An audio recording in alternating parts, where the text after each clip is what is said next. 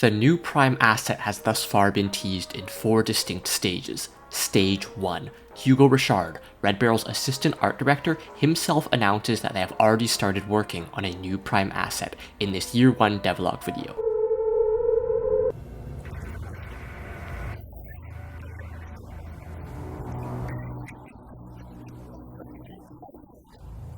Stage 2.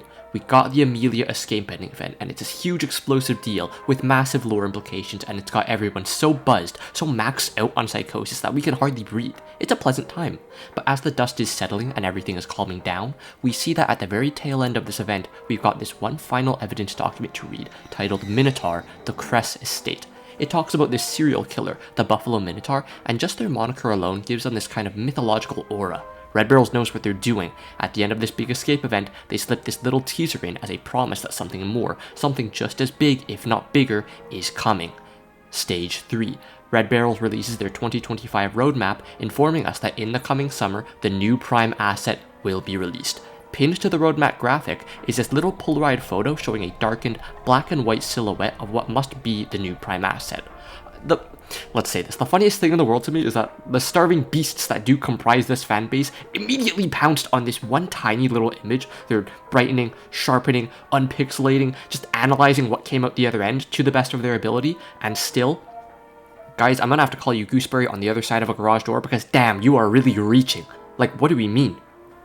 Yeah, Stage 4. Today, as I live and breathe, Red Barrels just dropped the Prime Time event update, mirroring last year's update, which allows multiple prime assets to spawn in together within the same trial. And just like last year's Prime Time update, the new upcoming prime asset is being teased on the TV screens.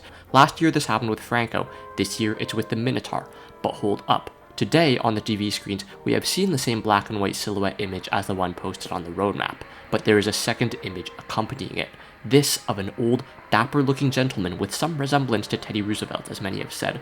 The original image we can now see is that of an old lady, with her hair tied back in a bun, and a right arm which appears a bit bony and underdeveloped. What some people thought is a mustache now is more clearly visible as her upper lip. Trust me on this, there's a tiny space in the image where you can see her philtrum, the space between her nose and upper lip, and this is void of hair, so no mustache. It seems likely to me that we are getting 2 prime assets rolled into one, or at least 2 characters rolled into one prime asset. But beyond that consensus, there are many competing theories in circulation right now. These 2 might be siblings, brother and sister. This, I think, is not that likely because to me it would be more powerful if these 2 were an old married couple, grandma and grandpa, to act as accompaniment to Coil as daddy, Gooseberry as mommy, and Franco as baby. Or who knows, them being siblings does not preclude the possibility of their marriage. What is most interesting to me is that if you pay attention to the framing of these photos, you can see the old woman facing away from the old man. She's right there, there's her arm. Is that a leg? It looks as though she is mounted on top of the old man, which is why when you look at the old woman's portrait, the old man is out of view. He's too far down below for us to see him. And this creates another mystery. Is she mounted on top of the old man, as Laird is mounted on top of Nick in Outlast 2, or are they conjoined, either surgically or congenitally? The conjoinment theory sounds quite at home to me, given what we know of the Outlast trials lore so far. We have in the game a Unit 731 scientist, Jun Kusamura, and we know that in real-world history, there were these very gruesome surgical conjoinment experiments conducted in Japan in Unit 731. The backstory of these prime assets could be born of these kinds of ideas. Now, if we want to go the congenital conjoinment route, it would not be out of the ballpark to reference some unethical chemical mishandling going on in this Cold War era, whether by intent or neglect, which resulted in birth defects. Think about thalidomide, think about Agent Orange. Of course, someone being conjoined to someone else's back is pretty unheard of, I think. People have been conjoined at the head, at the hip, at the neck, but I don't think people commonly grow out of or on top of someone else's back. The Outlast trials would have to be stretching the limits of real science and history here, but that is forgivable. Whether mounted or conjoined, and whether by whatever means, let's look at how their gameplay might function.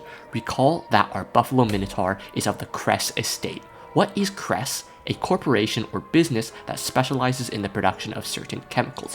What are these chemicals? We don't know yet for certain, but Easterman is able to get high off of them. He writes that the Kress formula is distilled from the urine of schizophrenics. Those are some words that you can string together in the English language. Kress Chemicals plays a big role in the Buffalo, New York local economy. That's power, that's influence. The Kress estate is implied to be big, I know something charismatic is going on in our lifetimes. They apparently also have some very enticing potential for research, for experimentation, and in a document released just today, we have even more evidence of the great potential of these chemicals. So we can perhaps wonder if the Minotaur's possible conjoinment might instead be a result of the usage or application of these chemicals. Would that be interesting? Would that be possible? Mix some chemicals together, throw them at two different people, and watch them meld into one another? I don't know, sounds dumb. More interesting to me are the gameplay implications here. When I think about chemicals, I think about gas. We have a lot of different types of these in the game already. Psychosis gas makes you insane. Toxic shock gas reduces your maximum health. The unnamed gas in the Docs trials, as well as Amelia's escape ending, simply deals damage over time. Knowing this, I am thinking Kress Chemicals will not introduce just another environmental gas mechanic. We have enough of those. Chemicals can be more versatile than that. They can be injected into us. We can ingest them through food and drink. Perhaps the Minotaur's weapons or bodies are laced with the chemicals and they have a unique effect on us when they attack us. Let's look at this new evidence document too. The context of this conversation is harder to parse than in many other documents. Who and what are Easterman, Avellanos, and Scarfiotti actually talking about? Something or someone is being considered for implementation within the trial's environment, to which Scarfiotti is vehemently opposed. It's too dangerous, it's too hard to control, it will be like a bull, or a buffalo, if you will, in a china shop. Easterman is bringing Kusamura back in. Infamous chemical guy? Stop that right now, nothing else matters except this one line from Avellanos when she's talking about another unnamed woman. She says she taught herself Japanese so that she could discuss chemical science with Kusamura. Who is this she? I considered all the prominent female characters in the Outlast trials so far. Avellanos herself, there's Gooseberry, Amelia, Doris, Henrietta. That's it, yes? And so we know Avellanos is not talking about herself here, and Amelia, Doris, and Henrietta are not in positions of power to be speaking with Kusamura by their own will. Gooseberry though, maybe, except I wouldn't think this makes sense for her character. She has so far shown no inclination towards chemical science, nor any ambitious penchant for huge undertakings of personal development, such as learning Japanese on a whim. This she, it seems, is very likely to be alluding to the old lady, one of two halves of this upcoming Minotaur. Bear with this very hand-wavy reasoning now, but when you look at the silhouette of her hair bun, does that not bring to mind the academic type? The librarian, the stuffy, uptight teacher, or the learner? She might be sufficiently motivated to learn Japanese just to talk about chemical science with Kusamura. How plausible does this sound? Note that in the background of the images of both the old lady and the old man, there is an American flag. Are we thinking about any political themes in a particularly deep manner? The Outlast games have not been especially subtle with their thoughts on American foreign policy. They might get less subtle with the release of this new Prime asset. Guys, I don't know that many things. This document was also released today. What is going on here with this mention of domestic politics? Someone more knowledgeable on contemporary American history must inform me. Here's Kress Chemicals mentioned yet again. Where there is money, there is power. I said Kress Estate is big. I would not put it past them to get involved in the local political scene. Is New York considered an interesting state? I feel there is much to unpack here, but I just peeled away like 6 or 7 layers of gift wrapping, and all I'm left with is still 2 mysterious black and white silhouettes and not a whole lot more. Is it time to ram my head against the wall and go back to image analysis like all the rest of the folks? Let's see what we can see. Zoom in on the face of the old man. A close cropped haircut, maybe a bit of comb-over work being done in there. What looks like an old scar, an indented line running along the side of his head. See that? It may even continue into his forehead, but it gets too dark to tell. A pair of very small, rich man's glasses sit on his nose. Visible, wiry little mustache hairs. His chin juts out in a way that almost suggests his lips or mouth is collapsed in on itself.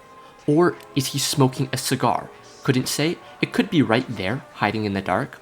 He looks like a really big guy in general, which is lovely for me, but most notably, his back is very hunched over. Some have theorized he is a hunchback, with a big lump right there. Does that lump sprout into the old lady who sits atop his back? You know, when I look at the old lady, her deformed limbs, visible in the old man's image, seem reminiscent to me of the limb deformation experienced by people who have suffered from polio in youth. You can search up the photos yourself and tell me if I'm reaching or not, but it makes sense to me that the old lady would have to be mounted or conjoined on top of the old man if she is incapable of walking on her own, like Laird and Nick, except Laird's legs weren't deformed, they were cut off. So to speak more of potential gameplay mechanics, I should not neglect to mention that this Minotaur may be able to see all around themselves, 360-degree vision, because you got one pair of eyes in front, one pair of eyes in the back. Some have theorized that, instead, the old man won't be able to see that well. That's why he needs his glasses, and it will only be the old lady's eyes that you have to watch out for, that you have to avoid. That's an interesting idea. What's more, the old man being this big looking guy, he is probably the bronze, and the old lady is probably the brains, and will herself be physically inert. That is a pretty common archetype, I think, and it will probably be this way. I mean, imagine though, maybe you use stun rig and the old man tanks it, and the old lady just jumps off his back and starts beating your ass. Guys, we gotta run! That's all I got, guys. I mean, I put the key points for this video together pretty hastily. I may have forgotten some very notable, interesting stuff. For this, I am sorry. I hope we can all learn more about the Buffalo Minotaur soon, and together, because after all, we are all getting better together.